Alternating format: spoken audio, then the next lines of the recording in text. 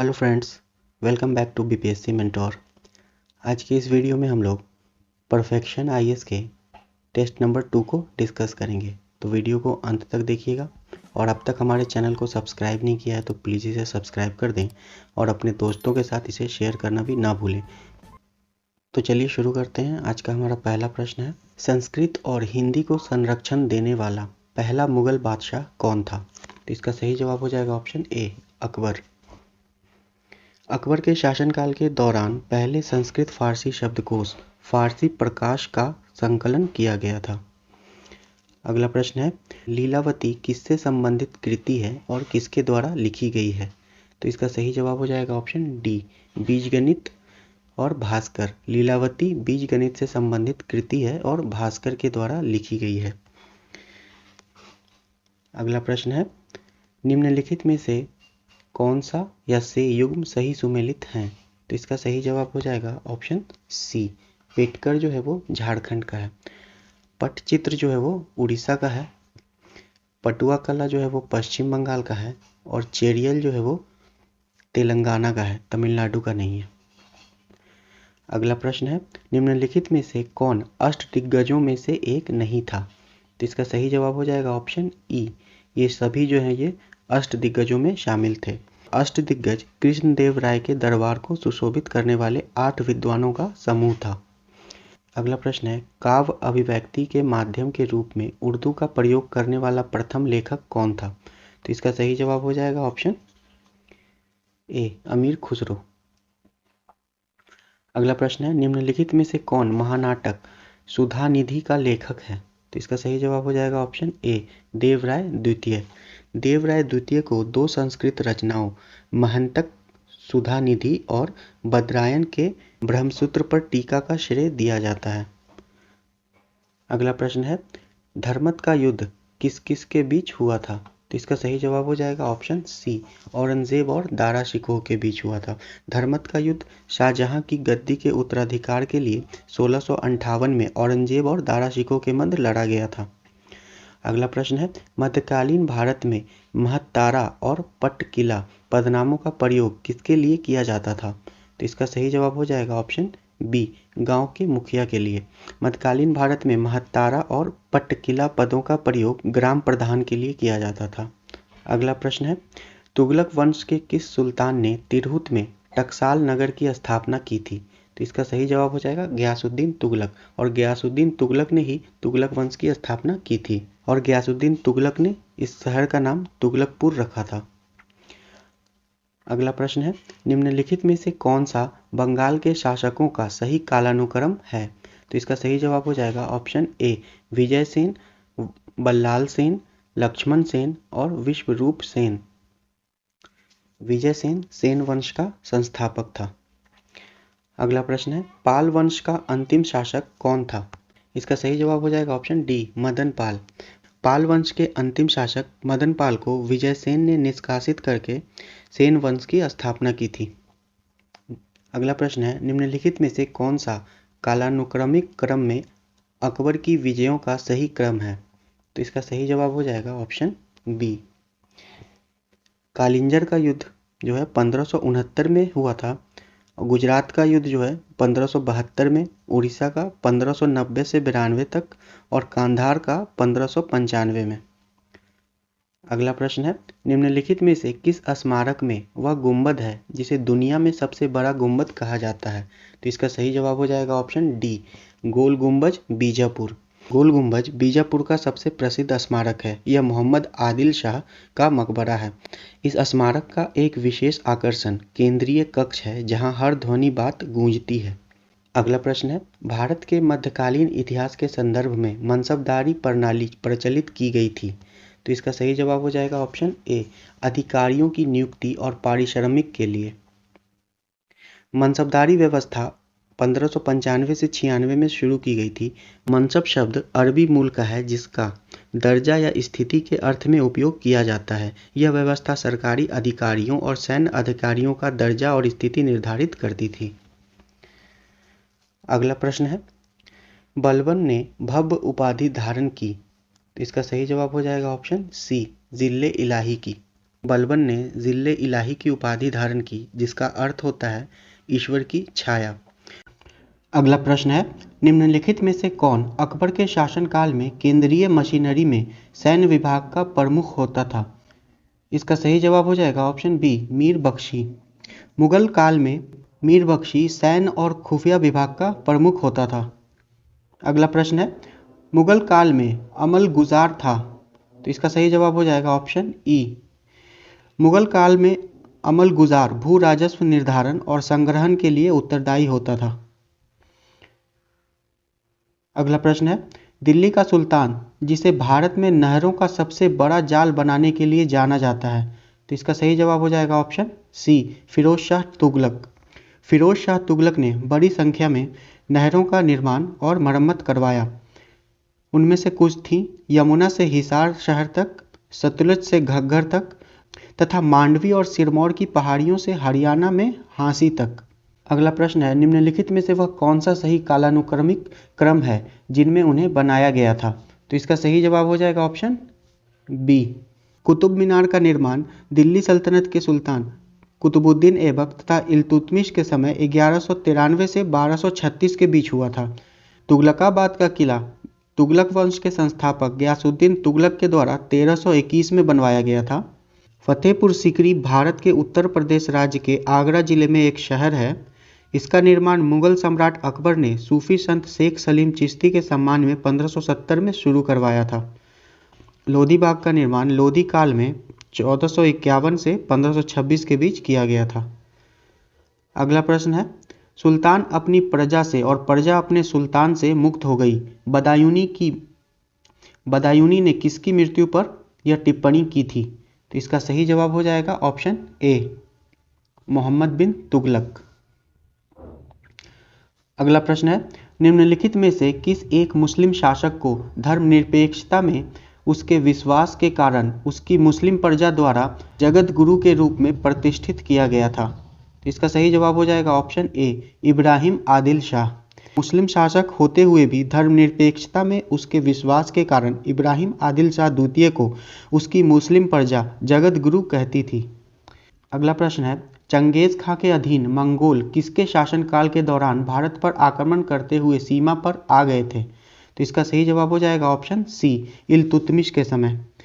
Genghis खां के अधीन Mongol सेना ने इल्तुतमिश के शासनकाल के दौरान भारतीय सीमा पर आ गई थी, लेकिन भारत में प्रवेश नहीं किया क्योंकि इल्तुतमिश ने फारसी सुल्तान के बेटे शहजादे ख्वारिज्म शाह को आश्रय देने से इनकार कर दिया था।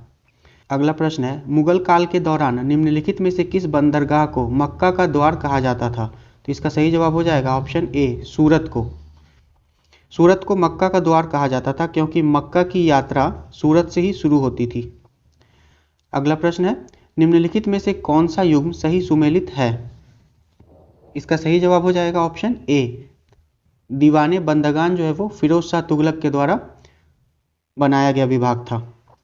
दीवाने मुस्तखराज जो है वो अलाउद्दीन खिलजी के द्वारा बनाया गया था और दीवाने कोही जो है वो मोहम्मद बिन तुगलक के द्वारा बनाया गया विभाग था। दीवाने अर्ज जो है वो सैन्य विभाग था जिसका निर्माण बलबन ने किया था। अगला प्रश्न है, निम्नलिखित में से किसे दक्षिण और उत्तर भारत के बीच सेतु कहा जाता था?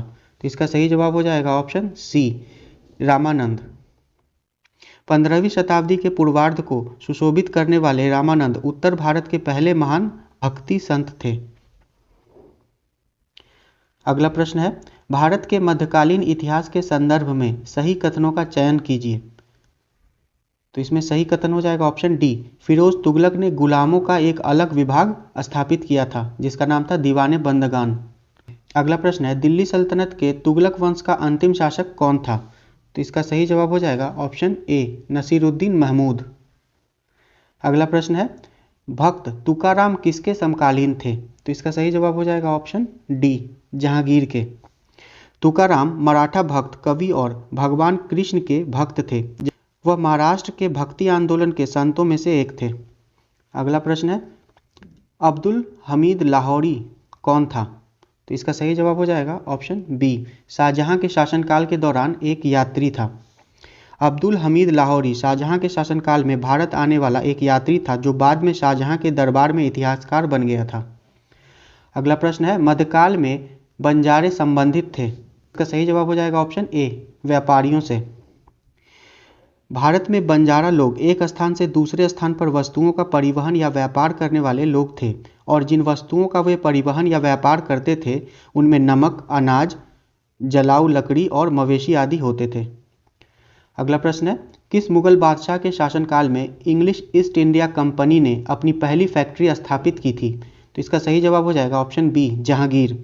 विलियम हॉकिंस ने जहांगीर के दरबार की यात्रा की थी और एक फरमान प्राप्त किया था जिसमें ईस्ट इंडिया कंपनी को 1613 में सूरत में अपनी पहली फैक्ट्री स्थापित करने की अनुमति दी गई थी। अगला प्रश्न है निम्नलिखित में से किस शासक ने बंगाल में कुलीनवाद की शुरुआत की? तो इसका सही जवाब हो जाएगा ऑप्शन ए बल्लाल सेन। सेन वंश के तीसरे राजा बल्लाल सेन ने बंगाल में सामाजिक सुधारों की शुरुआत की जिसे कुलीनवाद के रूप में जाना जाता है। अगला प्रश्न है प्रारंभिक मध्यकालीन भारत में निम्नलिखित में से किस क्षेत्र को जेजाक भुक्ति के नाम से जाना जाता था?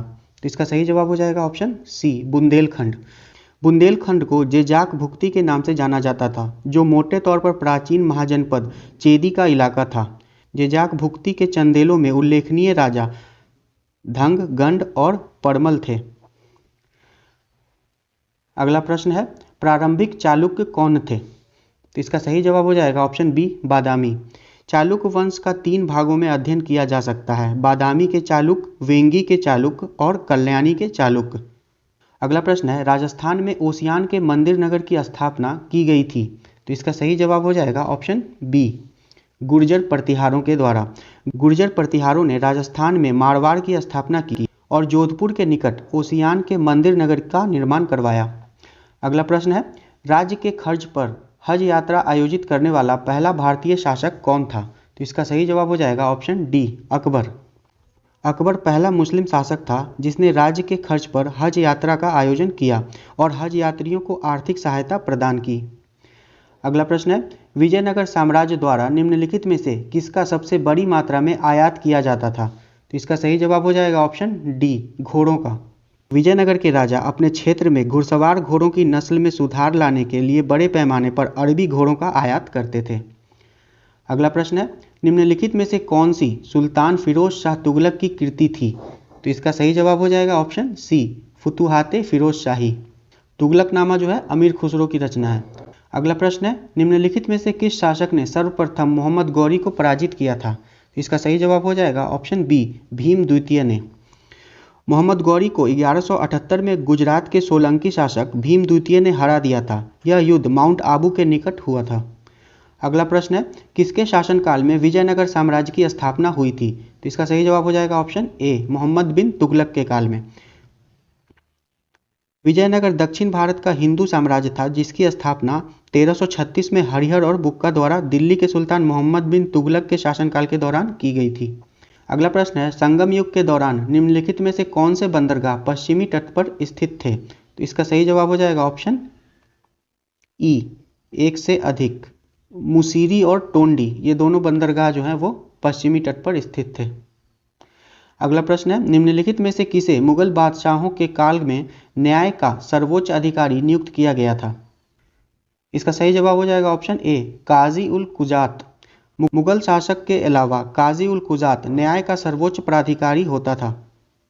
चूंकि बादशाह के लिए सभी मामलों में न्याय का काम करना मुश्किल होता था इसलिए उसने मुस्लिम कानूनों के अनुसार न्याय करने के लिए काजी उल कुजात को नियुक्त किया था। अगला प्रश्न है किस शासक ने उलूग खां और नुसरत खां को गुजरात पर आक्रमण करने के लिए भेजा था? इसका सही जवाब हो जाएगा ऑप्शन बी अलाउद्दीन खिलजी। अलाउद्दीन खिलजी ने अपने 2 भाइयों उलूग खां और नुसरत खां को गुजरात पर आक्रमण करने के लिए भेजा था। गुजरात पर आक्रमण कर सोमनाथ और रुद्र महालय के मंदिरों को ढा दिया गया था। अगला प्रश्न है किस मुगल शासक के मनसबदारों में सबसे अधिक हिंदू थे? इसका सही जवाब हो जाएगा ऑप्शन डी औरंगजेब। औरंगजेब के प्रशासन में मनसबदारों के रूप में मुस्लिम की तुलना में हिंदुओं की संख्या अधिक थी। अगला प्रश्न है किस मुगल बादशाह ने अपने राज्याभिषेक के दौरान पादशाह गाजी की उपाधि धारण की थी? तो इसका सही जवाब हो जाएगा ऑप्शन सी जहांगीर। 1605 ईस्वी में मुगल बादशाह अकबर की मृत्यु के बाद उसका पुत्र जहांगीर आगरा में गद्दी पर बैठा और उसने नूरुद्दीन जहांगीर पातशाही गाजी की उपाधि धारण की। अगला प्रश्न है, हसन निजामी और फख्र मुदब्बिर निम्नलिखित में से किस शासक के दरबारी कवि थे? तो इसका सही जवाब हो जाएगा option A, Qutubuddin Aibak.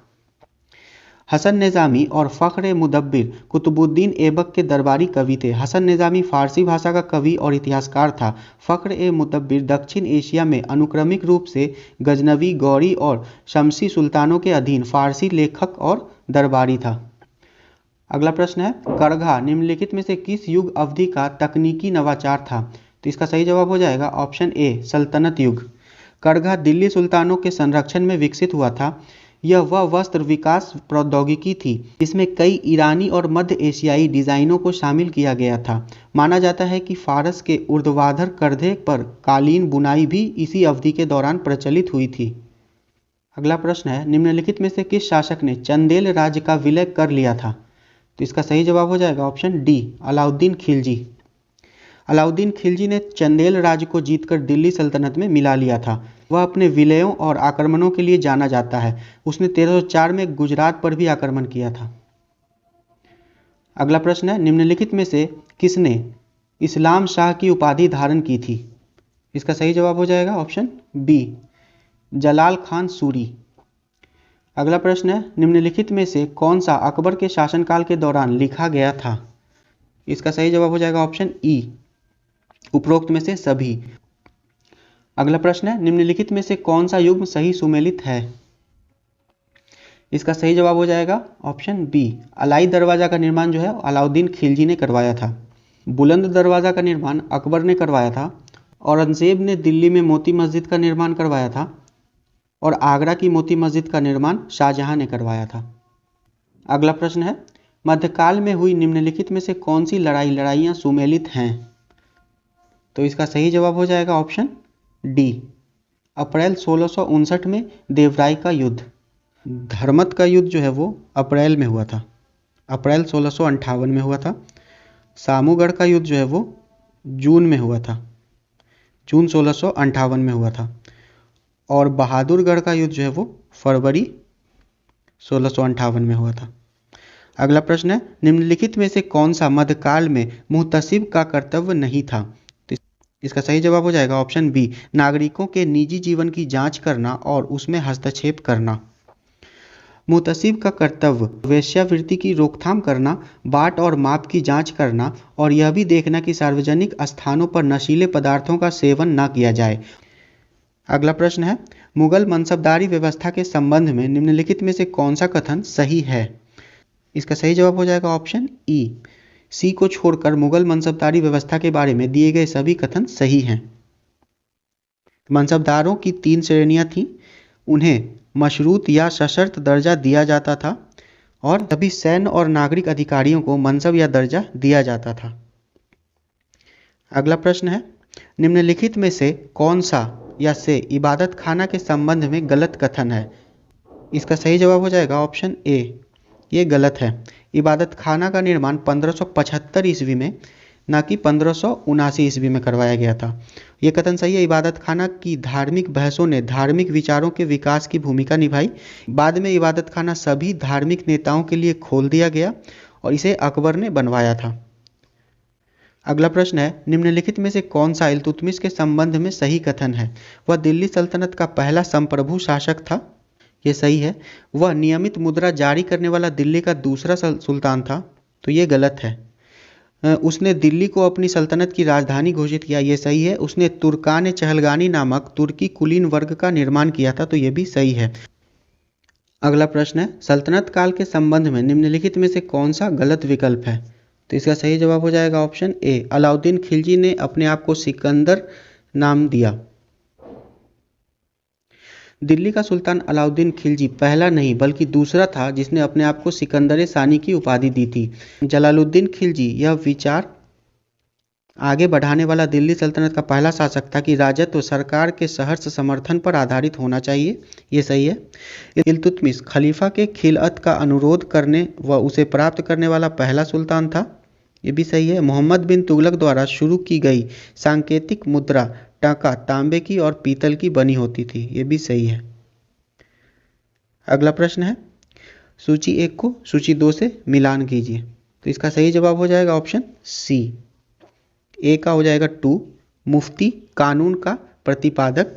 B का हो जाएगा 1, बरीद जो है वो एजेंटों या खुफिया जानकारी देने वाले गुप्तचर होते थे। और कोतवाल नगर प्रशासन का प्रमुख होता था। और आरिजे मुमालिक जो है वो सेना के प्रभारी होते थे।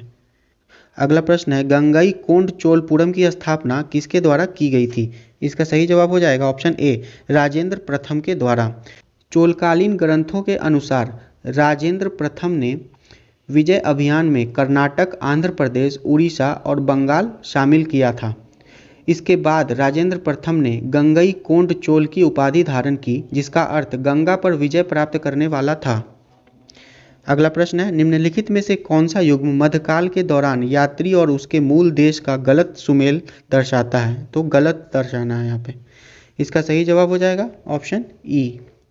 ए और सी जो है वो गलत हैं। बारबोसा जो है वो पुर्तगाली था, निकोलो कॉन्टी इतालवी था, अब्दुल रज्जाक जो है वो उज़्बेक था, पुर्तगाली नहीं था, और निकितिन जो है वो रूसी था।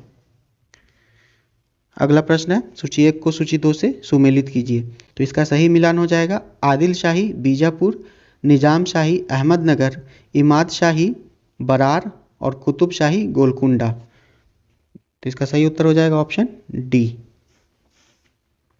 अगला प्रश्न है, इसमें भी सूची 1 को सूची 2 से मिलान करना है। तो आइए देखते हैं। अब्दुल रज्जाक जो है वो देवराय द्वितीय के शासनकाल में आया था। डुआर्टो बारबोसा जो है कृष्ण देव राय के काल में आया था। नुनीज जो है वो अच्युत देव राय के काल में आया था। और निकोलो कॉन्टी जो है वो देवराय प्रथम के काल में आया था। इसका सही उत्तर हो जाएगा ऑप्शन बी। अगला प्रश्न है, निम्नलिखित में से कौन सी औरंगजेब के शासनकाल से संबंधित कृति नहीं है? तो इसका सही जवाब हो जाएगा ऑप्शन ए, इकबालनामा। मोतमिद खान ने इकबालनामा नाम से जहांगीर के शासनकाल का इतिहास लिखा था। शेष सभी जो हैं वो औरंगजेब के इतिहास से जुड़े हुए हैं। फुतुहात आलमगीरी, लड़ाई हैदराबाद और नुस्खाए दिलकुशा। अगला प्रश्न है, भारत के इतिहास में कुल्लवाप और द्रोणवाप शब्द निरूपित करते हैं। तो इसका सही जवाब हो जाएगा ऑप्शन ए, भूमि का माप। पूर्वी भारत में उपयोग की जाने वाली भूमि की माप में शामिल था अधवाप, द्रोणवाप और कुल्ल्यावाप। अगला प्रश्न है, निशात बाग जो एक महत्वपूर्ण उद्यान है किसके द्वारा लगवाया गया था? तो इसका सही जवाब हो जाएगा ऑप्शन बी, आसिफ खान। नूरजहां के बड़े भाई आसिफ खान ने 1633 ईस्वी में निशात बाग बनवाया था। निशात बाग भारत में केंद्र शासित प्रदेश जम्मू कश्मीर के निकट श्रीनगर में डल झील के पूर्वी हिस्से में बनाया गया सीढ़ीदार मुगल उद्यान है। यह कश्मीर घाटी का दूसरा सबसे बड़ा मुगल उद्यान है। आकार में बड़ा शालीमार बाग है। यह भी डल झील के किनारे ही स्थित है। अगला प्रश्न है, निम्नलिखित में से कौन सा सही सुमेलित नहीं है? तो इसका सही जवाब हो जाएगा ऑप्शन ई, क्योंकि बी और डी जो है वो गलत हैं। शाहजहां ने मोती मस्जिद आगरा का निर्माण करवाया था। बाबर ने संभल में मस्जिद का निर्माण करवाया था और 4 अन्य मस्जिदों का भी निर्माण करवाया था। अगला प्रश्न है, निम्नलिखित में से किसका निर्माण अलाउद्दीन खिलजी ने करवाया था? तो इसका सही जवाब हो जाएगा ऑप्शन ई, एक से अधिक। अलाउद्दीन खिलजी ने अलाई दरवाजा और सीरी किला इस दोनों का निर्माण करवाया था। दीन पनाह का निर्माण जो है हुमायूं ने करवाया था। और हौज खास का निर्माण जो है वो फिरोज शाह तुगलक के द्वारा करवाया गया था। अगला प्रश्न है, निम्नलिखित में से कौन सा युग्म सुमेलित है? इसका सही जवाब हो जाएगा ऑप्शन डी। हुमायूं ने दिल्ली में पुनः विजय प्राप्त की 1555 ईस्वी में। इस्लाम शाह, जिसे जलाल खान भी कहा जाता था, शेरशाह का पुत्र था, जिसकी 1554 ईस्वी में मृत्यु हो गई। सुमेल का युद्ध जो है 1544 ईस्वी में शेरशाह और मालदेव के बीच हुआ, जिसमें शेरशाह ने उसे हरा दिया था। अगला प्रश्न है, भारत में बाबर का प्रथम अभियान था। इसका सही जवाब हो जाएगा ऑप्शन बी, बागौर। बागौर और भीरा भारत में बाबर द्वारा पहला आक्रमण था, जिसमें तोपखाने ने निर्णायक भूमिका निभाई थी और पहली बार बारूद का उपयोग किया गया था। चंदेरी का युद्ध 1528 ईस्वी में राजपूत शासक मेदिनी राय को हराया। खानवा के युद्ध में मार्च 1526 में बाबर द्वारा युद्ध जिहाद घोषित किया गया। सियालकोट का युद्ध 1520 में भारत में 5वां अभियान था। लाहौर और दीपालपुर में 1524 में इब्राहिम लोदी को हराया। अगला प्रश्न है, मुगल काल में मुजारियन, खुदकास्ट और पाही कास्ट शब्दों का प्रयोग किया जाता था। तो इसका सही जवाब हो जाएगा ऑप्शन ए, किसानों के लिए। मुगल काल में हिंद फारसी स्रोतों में किसानों को निरूपित करने के लिए बार बार जिस शब्द का उपयोग किया गया वह रैयत या मुजारियन था।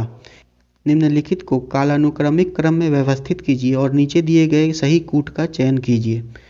पहले हो जाएगा दुर्गा मंदिर एहोल, जिसकी स्थापना जो है 7वीं से 8वीं शताब्दी ईस्वी में की गई थी। फिर हो जाएगा बृहदेश्वर मंदिर, जिसका निर्माण जो है 1010 ईस्वी में हुआ था। फिर हो जाएगा होयसल मंदिर, जिसका निर्माण जो है 1121 से 1160 ईस्वी में किया गया था। और सबसे अंत में हो जाएगा कोणार्क का सूर्य मंदिर, जिसका निर्माण जो है वो 1250 ईस्वी में किया गया था। ऑप्शन ए हो जाएगा सही। अगला प्रश्न है, निम्नलिखित में से किसने सैयद वंश की स्थापना की थी? तो इसका सही जवाब हो जाएगा ऑप्शन डी, खिज्र खान ने। सैयद वंश दिल्ली सल्तनत का चौथा वंश था, जिसके 4 शासकों ने 1414 से 1451 ईस्वी तक शासन किया। अगला प्रश्न है, निम्नलिखित में से किस सुल्तान ने सिजदा और पाबोस की शुरुआत की थी? तो इसका सही जवाब हो जाएगा ऑप्शन सी, गयासुद्दीन बलबन। गयासुद्दीन बलबन ने भारत में सुल्तान के प्रति ईरानी अभिवादन विधि का सिजदा और पाबोस की शुरुआत की। फारसी पर्व नवरोज का भी शुरुआत किया था और वह अपने आप को नियाबत खुदाई भी कहता था। अगला प्रश्न है, निम्नलिखित में से कौन दिल्ली सल्तनत का सुल्तान बनने वाला एकमात्र धर्म परिवर्तित भारतीय मुसलमान था? इसका सही जवाब हो जाएगा ऑप्शन बी, नसीरुद्दीन खुसरो शाह। खुसरो शाह 1320 में लगभग 2 महीने तक दिल्ली का सुल्तान रहा।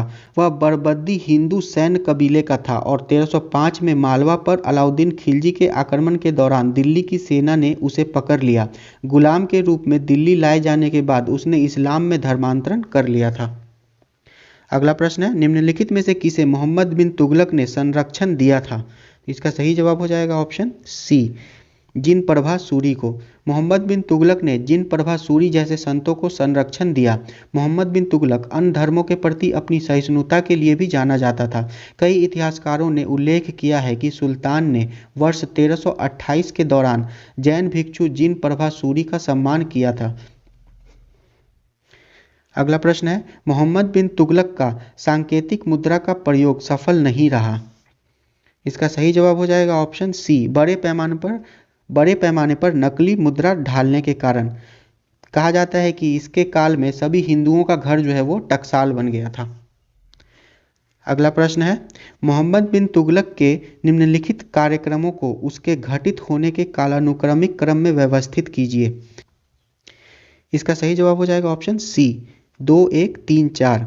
दोआब में कराधान में वृद्धि, राजधानी स्थानांतरण, सांकेतिक मुद्रा जारी करना और कांगड़ा अभियान। अगला प्रश्न है, इतिहासकार रॉबर्ट सेवेल ने निम्नलिखित में से किस साम्राज्य को भूला बिसरा साम्राज्य कहा था? तो इसका सही जवाब हो जाएगा ऑप्शन ए, विजयनगर साम्राज्य को।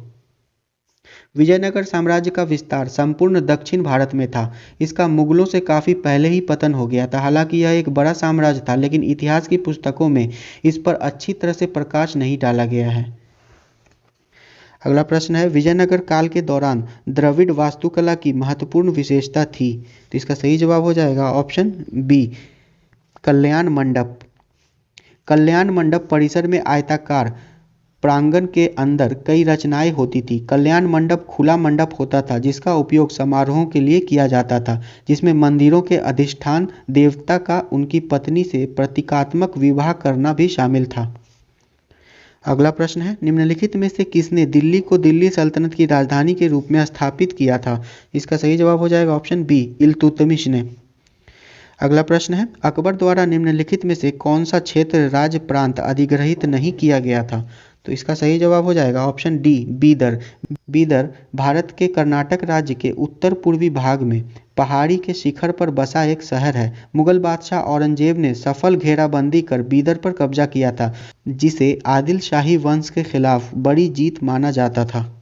अगला प्रश्न है, निम्नलिखित में से किस मुगल बादशाह ने दक्कनी रियासतों को उखाड़ फेंकने में अपने शासनकाल का एक बड़ा हिस्सा व्यतीत किया? तो इसका सही जवाब हो जाएगा ऑप्शन ए, औरंगजेब। औरंगजेब ने अपना अधिकांश समय दक्षिणी सुल्तानों को पराजित और कब्जा करने में बिताया और 1707 में बुरहानपुर में उसकी मृत्यु हो गई। अगला प्रश्न है, निम्नलिखित में से कौन सा भवन फतेहपुर सीकरी में अवस्थित नहीं है? इसका सही जवाब हो जाएगा ऑप्शन डी, किलाए कुन्हा मस्जिद। किलाए कुन्हा मस्जिद दिल्ली में पुराना किला के परिसर के अंदर स्थित एक मस्जिद है, जिसका निर्माण शेरशाह सूरी ने करवाया था। अगला प्रश्न है, निम्नलिखित में से किसने पहली बार रुपया सिक्का जारी किया था? इसका सही जवाब हो जाएगा ऑप्शन सी, शेरशाह सूरी ने।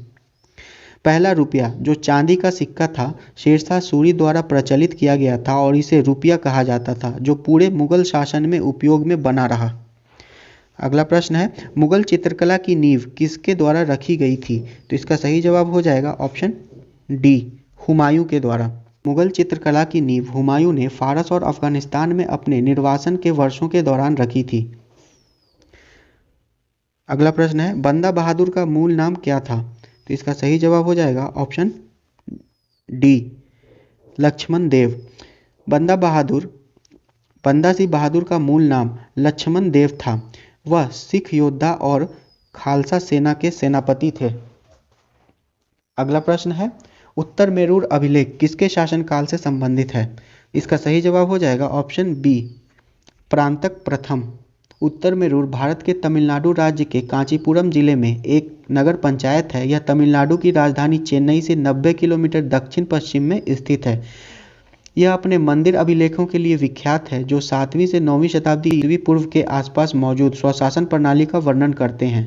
अगला प्रश्न है, किस राष्ट्रकूट राजा ने कविराज मार्ग, रत्नमलिका और प्रश्नोत्तर मलिका कृतियों की रचना की थी? इसका सही जवाब हो जाएगा ऑप्शन बी, अमोघवर्ष प्रथम। अमोघवर्ष प्रथम ने कविराज मार्ग, जो कन्नड़ में प्रारंभिक उपलब्ध साहित्यिक कृति है, तथा संस्कृत में धार्मिक कृति प्रश्नोत्तर रत्नमलिका की रचना की थी। अगला प्रश्न है, कोणार्क का सूर्य मंदिर नरसिंह देव प्रथम द्वारा बनवाया गया था, वह किस वंश का था? इसका सही जवाब हो जाएगा ऑप्शन सी, पूर्वी गंग वंश। कोणार्क के सूर्य मंदिर का निर्माण पूर्वी गंग वंश के राजा नरसिंह देव प्रथम ने 1238 से 1250 ईस्वी के बीच करवाया था। इस मंदिर के निर्माण का प्रभारी रामंत राय महापात्र था। अगला प्रश्न है, मीराबाई के संदर्भ में निम्नलिखित में से कौन से कथन सही हैं? वह एक राजपूत राजकुमारी थी, ये सही है। उन्होंने लोगों के एक बड़े संप्रदाय को आकर्षित किया, जो उनके अनुयायी बन गए। अगला है, उनके गीत गुजरात और राजस्थान के निचली जाति के लोगों द्वारा गाए जाते थे, ये भी सही है। और वह गुरु रविदास से प्रभावित थी, तो ये भी सही है। ऑप्शन बी सही नहीं है, तो इसका सही जवाब हो जाएगा उपरोक्त में से एक से अधिक, ऑप्शन ई। अगला प्रश्न है, नाथ साहित्य निम्नलिखित में से किस भाषा से जुड़ा है? सही जवाब हो जाएगा ऑप्शन सी, बंगाली। अगला प्रश्न है, भारत के मध्यकालीन इतिहास के संदर्भ में इजरादार शब्द का निम्नलिखित में से किसके लिए प्रयोग किया जाता था? इसका सही जवाब हो जाएगा ऑप्शन डी, राजस्व संग्रहक। इजरादार से तात्पर्य राजस्व संग्राहकों से है। जहांदार शाह 1712 से 1713 के शासनकाल में बंगाल में राज्य का राजस्व बढ़ाने के लिए उत्तरकालीन मुगलों के दौर में, यानी उसके पतन के दिनों में, इजारा प्रणाली शुरू की गई थी। अगला प्रश्न है, मध्यकालीन भारत में वेट्टी शब्द संदर्भित करता था। इसका सही जवाब हो जाएगा ऑप्शन बी, जबरन श्रम के रूप में एकत्रित करों को। वेट्टी शब्द कर था, जो जबरन मजदूरी के रूप में लिया जाता था। वेट्टी नगद में नहीं लिया जाता था। ब्राह्मणों को चोलों द्वारा कर मुक्त भूमि अनुदान को ब्रह्मदेह के रूप में जाना जाता था। जजिया दिल्ली सल्तनत और मुगल काल के दौरान गैर मुसलमानों पर लगाया जाने वाला कर था। अगला प्रश्न है, तमिल भक्ति आंदोलन के अलवार और नयनार के संदर्भ में निम्नलिखित में से कौन सा कथन सही है? इसका सही उत्तर हो जाएगा ऑप्शन डी, दोनों समाज की सभी जातियों के लिए खुले थे। अलवारों और नयनारों ने 6ठी शताब्दी ईस्वी के आसपास तमिलनाडु में भक्ति आंदोलन शुरू किया। वे तमिल में भक्ति में भजन गाते हुए यात्रा करते थे। अलवार जो है वो विष्णु के भक्त थे, जबकि नयनार शिव के भक्त थे। अलवारों और नयनारों ने जाति व्यवस्था का विरोध किया। अगला प्रश्न है, निम्नलिखित में से कौन सा सही सुमेलित है? इसका सही जवाब हो जाएगा ऑप्शन डी, चोल जो है वो तमिलनाडु से संबंधित थे। चौहान ने दिल्ली और अजमेर के आसपास के क्षेत्रों पर शासन किया था। चालुक्यों ने गुजरात पर शासन किया था और गढ़वाल ने पश्चिमी उत्तर प्रदेश के आसपास के क्षेत्रों पर शासन किया था। नेक्स्ट क्वेश्चन है, वह मुगल सम्राट शाहजहां के शासनकाल के दौरान भारत का भ्रमण करने वाला फ्रांसीसी चिकित्सक था। वह कुछ समय तक मुगल शहजादे दारा शिकोह का निजी चिकित्सक रहा था और बाद में मुगल दरबार में अमीर बना दिया गया था। वह कौन था? इसका सही जवाब हो जाएगा ऑप्शन डी, फ्रेंकोइस बर्नियर।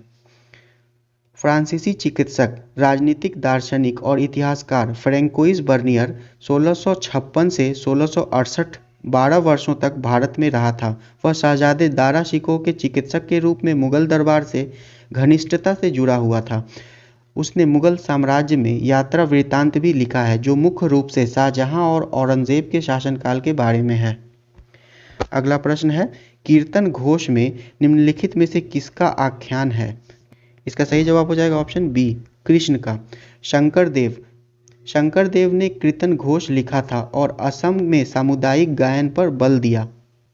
अगला प्रश्न है, मध्यकालीन इतिहास के संदर्भ में आईने अकबरी निम्नलिखित में से किस विषय से संबंधित है?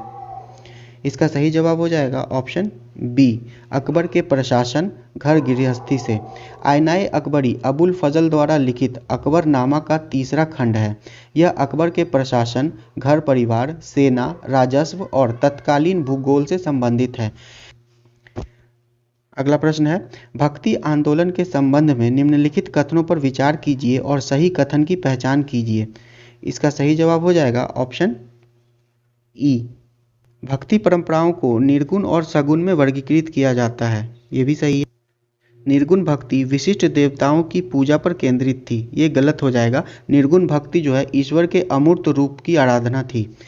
सगुण में शिव, विष्णु और उनके अवतारों और देवी या देवी के रूपों जैसे विशिष्ट देवताओं की पूजा पर केंद्रित परंपराएं शामिल थीं। और नेक्स्ट है, कबीर निर्गुण भक्ति के हिमायती थे। तो ये सही है। अगला प्रश्न है, मुगल साम्राज्य के संदर्भ में निम्नलिखित में से किस शासक द्वारा जब्ती प्रणाली शुरू की गई थी? इसका सही जवाब हो जाएगा ऑप्शन ए, अकबर। अकबर के राजस्व मंत्री टोडरमल ने 1570 से 1580 ईस्वी तक 10 वर्षों की अवधि तक फसल की पैदावार, कीमतों और कृषि क्षेत्रों का सावधानीपूर्वक सर्वेक्षण किया।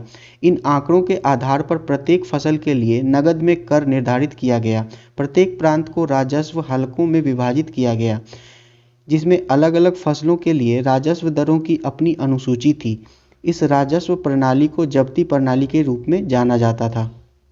अगला प्रश्न है, निम्नलिखित में से किन वर्तमान राज्यों के क्षेत्र इलाके विजयनगर सम्राट कृष्णदेव राय के नियंत्रण में नहीं थे? तो इसका सही जवाब हो जाएगा ऑप्शन डी, मध्य प्रदेश। विजयनगर के सम्राट कृष्णदेव राय एक राजनीतिज्ञ, प्रशासक और कला के महान संरक्षक थे। उन्होंने आधुनिक आंध्र प्रदेश, कर्नाटक, तमिलनाडु, केरल और उड़ीसा के कुछ हिस्सों को अपने नियंत्रण में लाकर लगभग संपूर्ण दक्षिणी भाग को एकजुट किया था।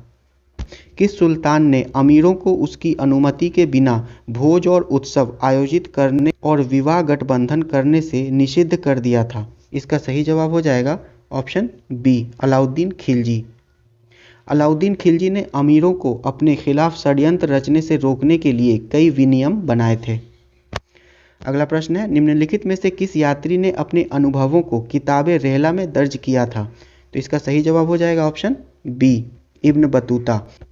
अगला प्रश्न है, निम्नलिखित में से कौन राष्ट्रकूट वंश का संस्थापक था? तो इसका सही जवाब हो जाएगा ऑप्शन ए, दंती दुर्ग। 8वीं शताब्दी के मध्य में प्राचीन राष्ट्रकूट वंश के एक सामंत दंती दुर्ग ने सबको ढकेलते हुए अपना रास्ता बनाया और चालुक्य वंश के कीर्तिवर्मन द्वितीय को उखाड़ फेंका। यह दक्कन में राष्ट्रकूट साम्राज्य की शुरुआत थी। अगला प्रश्न है, शक्तिशाली मुगल साम्राज्य के संस्थापक बाबर का वंश था। इसका सही जवाब हो जाएगा ऑप्शन ए, पितृवंश से तैमूर और मातृवंश से चंगेज खां से जुड़ा था। अगला प्रश्न है, मध्यकालीन भारत के संदर्भ में डोमिंगो पायस और बारबोसा कौन थे? तो इसका सही जवाब हो जाएगा ऑप्शन ए, पुर्तगाली यात्री। डोमिंगो पायस और बारबोसा 16वीं शताब्दी की शुरुआत में दक्षिण भारत की यात्रा करने वाले पुर्तगाली यात्री थे।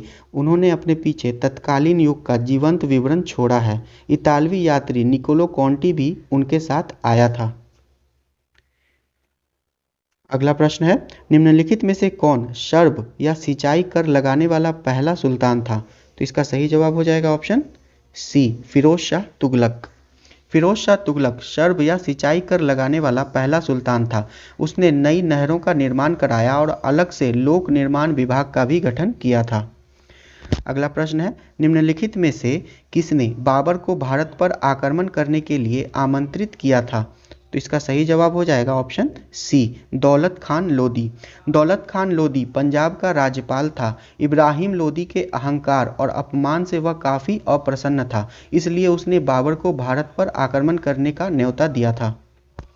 अगला प्रश्न है, निम्नलिखित में से किस बादशाह ने मोहम्मद आदिल शाह को शाह की उपाधि से सम्मानित किया था? इसका सही जवाब हो जाएगा ऑप्शन डी, शाहजहां। मोहम्मद आदिल शाह ने शाहजहां के साथ मैत्रीपूर्ण संबंध बनाए रखा और अहमदनगर के पतन के बाद 1636 में शाहजहां के साथ शांति संधि पर हस्ताक्षर किया। शाहजहां ने औपचारिक रूप से मोहम्मद की संप्रभुता को मान्यता दी थी। 1648 में उसे शाह की उपाधि प्रदान की। अगला प्रश्न है, तालीकोटा का युद्ध निम्नलिखित में से किस वर्ष हुआ था? इसका सही जवाब हो जाएगा ऑप्शन सी, 1565 में।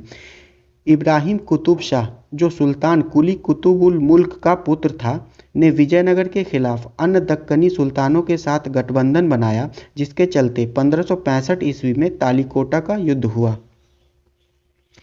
अगला प्रश्न है, गोलकुंडा का वर्तमान किला निम्नलिखित में से किस शासक के शासनकाल में बना था?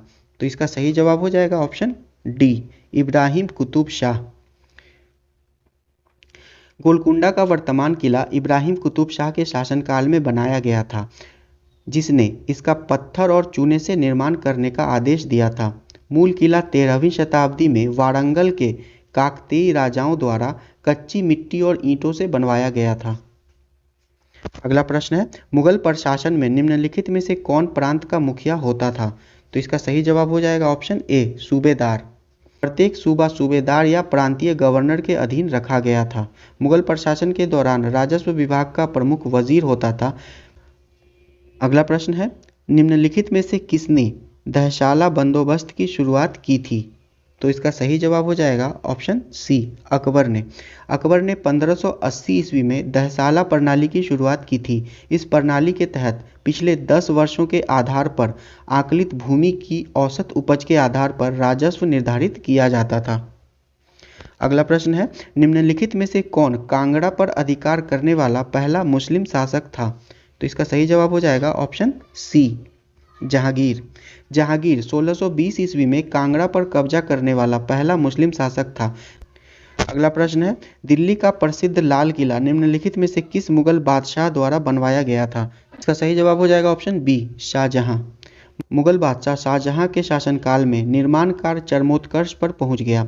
रंगमहल, दीवाने आम, दीवाने खास के साथ साथ दिल्ली का प्रसिद्ध लाल किला शाहजहां के द्वारा बनवाया गया था। अगला प्रश्न है, औरंगजेब ने शिवाजी के खिलाफ दक्कन के निम्नलिखित में से किस मुगल सूबेदार को भेजा था? इसका सही जवाब हो जाएगा ऑप्शन सी, शाइस्ता खां। औरंगजेब ने 1660 ईस्वी में दक्कन के मुगल गवर्नर शाइस्ता खां को शिवाजी के खिलाफ भेजा था। अगला प्रश्न है, बहमनी साम्राज्य की स्थापना किस वर्ष हुई थी? तो इसका सही जवाब हो जाएगा ऑप्शन ए, 1347 ईस्वी। बहमनी राज्य की स्थापना 1347 ईस्वी में हुई थी। यह राज्य अरब सागर से बंगाल की खाड़ी तक फैला था, जिसमें कृष्णा नदी तक पूरा दक्कन शामिल था। अगला प्रश्न है, निम्नलिखित में से वह कौन सा काकतीय साम्राज्य का अत्यंत महत्वपूर्ण बंदरगाह था? इसका सही जवाब हो जाएगा ऑप्शन बी, मोतुपल्ली। मोतुपल्ली काकतियों का प्रसिद्ध व्यापारिक बंदरगाह था। वेनिस का प्रसिद्ध यात्री मार्को पोलो इस बंदरगाह से होते हुए काकतीय राज्य पहुंचा था और उसने अपने यात्रा वृत्तांत में आंध्र प्रदेश की समृद्धि और शक्ति का वर्णन किया है। अगला प्रश्न है, दारा शिकोह मुरीद था। इसका सही जवाब हो जाएगा ऑप्शन बी, कादरी सिलसिले का। भारत में कादरी सिलसिले की नींव शेख निजामत उल्लाह ने रखी थी। अगला प्रश्न है, दीवाने बंदगान निम्नलिखित में से किसका विभाग था? इसका सही जवाब हो जाएगा ऑप्शन ए, गुलामों का। अगला प्रश्न है, निम्नलिखित में से कौन सा युग्म सुमेलित है? तो द्वैतवाद जो है वो माधवाचार्य और शुद्ध अद्वैतवाद जो है वल्लभाचार्य के द्वारा शुरू किया गया था। विशिष्टाद्वैतवाद जो है वो रामानुज और अद्वैतवाद शंकराचार्य के द्वारा शुरू किया गया था। अगला प्रश्न है, शिवाजी के प्रशासन में अष्टप्रधान में सुमंत था। तो इसका सही जवाब हो जाएगा ऑप्शन डी, विदेश मंत्री। अष्टप्रधान शिवाजी द्वारा मराठा प्रशासन में गठित 8 मंत्रियों की परिषद थी। ये 8 मंत्री इस प्रकार थे: पेशवा, पंडित राव, सुमंत, अमात्य, मंत्री, सचिव, सेनापति और न्यायाधीश। अगला प्रश्न है, निम्नलिखित मराठा व्यक्तित्वों को उनके शासन के कालानुक्रम में व्यवस्थित कीजिए और नीचे दिए गए सही कूट का चयन कीजिए। तो इसका सही जवाब हो जाएगा ऑप्शन सी, बालाजी विश्वनाथ, बाजीराव प्रथम, बालाजी बाजीराव और माधवराव।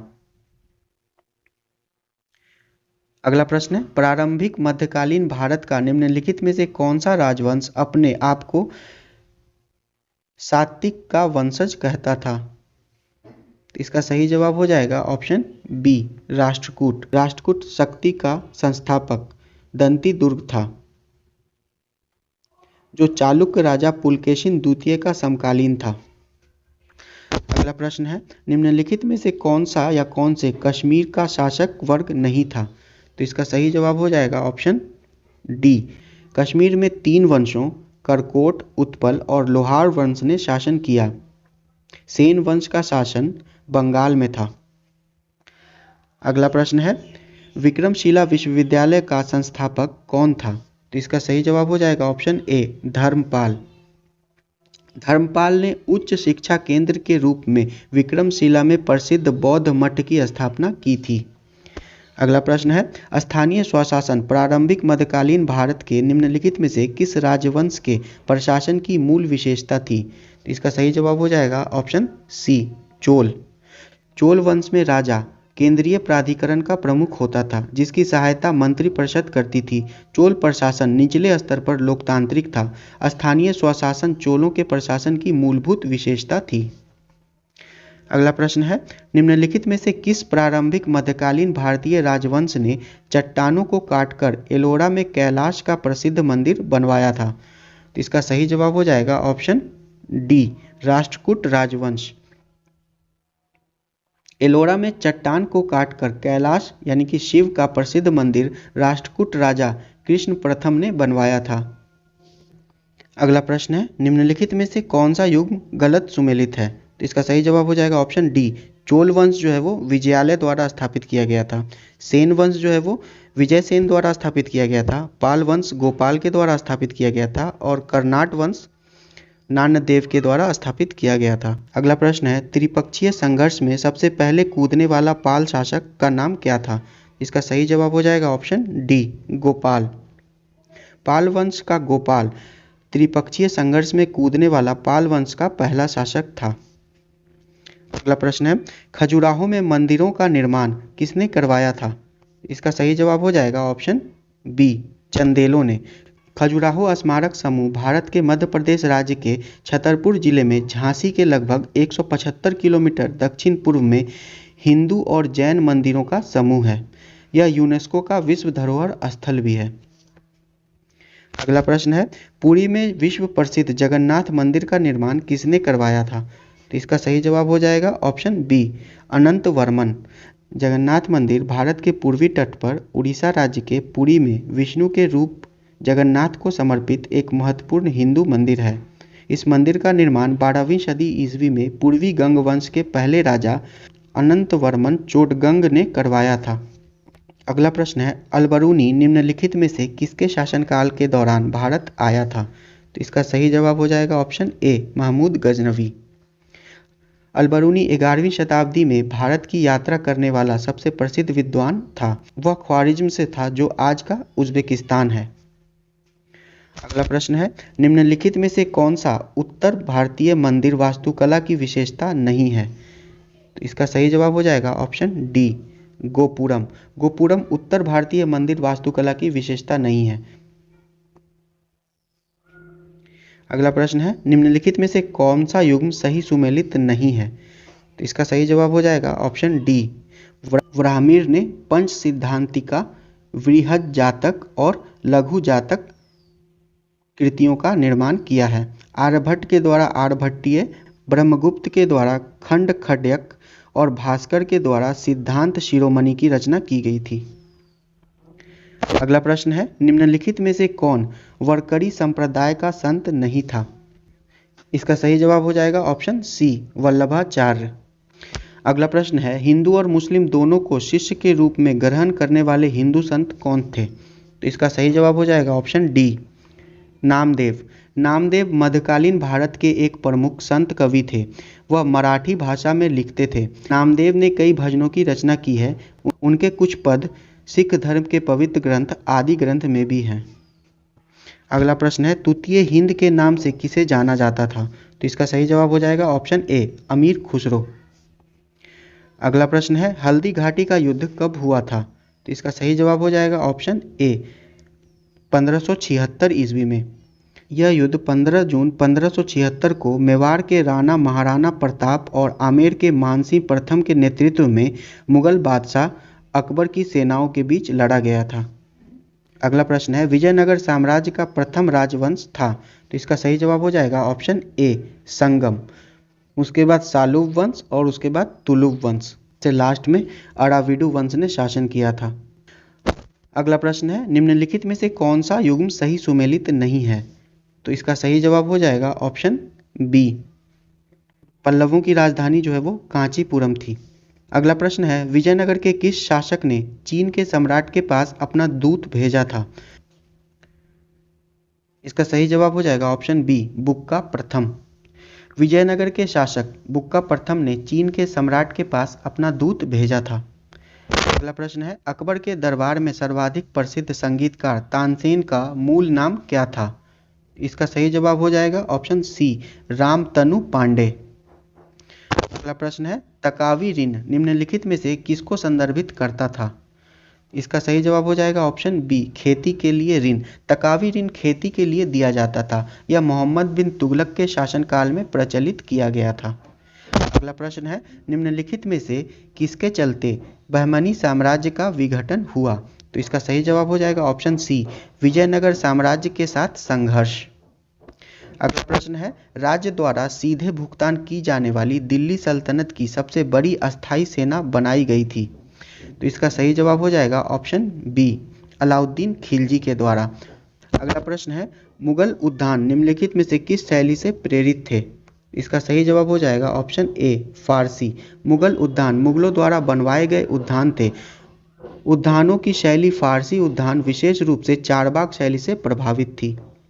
अगला प्रश्न है, गुरु ग्रंथ साहब प्रथम संस्करण संकलन करने वाले प्रमुख सिख गुरु थे। तो इसका सही जवाब हो जाएगा ऑप्शन ए, गुरु अर्जुन देव। अगला प्रश्न है, प्रसिद्ध अटाला मस्जिद संबंधित है। तो इसका सही जवाब हो जाएगा ऑप्शन सी, शर्की शासकों से। अटाला मस्जिद उत्तर प्रदेश के जौनपुर में स्थित है। जौनपुर के सुल्तान इब्राहिम शर्की ने सुल्तान फिरोज शाह तुगलक तृतीय के शासनकाल के दौरान रखी गई नींव पर इसका निर्माण करवाया था। हमारा आज का आखिरी प्रश्न है, उपनिषदों का फारसी में किसके द्वारा किस शीर्षक से अनुवाद किया गया? तो इसका सही जवाब हो जाएगा ऑप्शन सी, दारा शिकोह के द्वारा शिर्रे अकबर नाम से इसका अनुवाद किया गया था। अगर आपको हमारा वीडियो पसंद आ रहा है तो प्लीज़ इसे लाइक करें, और अब तक हमारे चैनल को सब्सक्राइब नहीं किया है तो प्लीज़ इसे सब्सक्राइब कर दें, ताकि हमें और भी वीडियोस बनाने का मोटिवेशन मिलता रहे। बहुत जल्द हमारी मुलाकात परफेक्शन IAS के नेक्स्ट सेट के साथ होगी। जब तक के लिए धन्यवाद।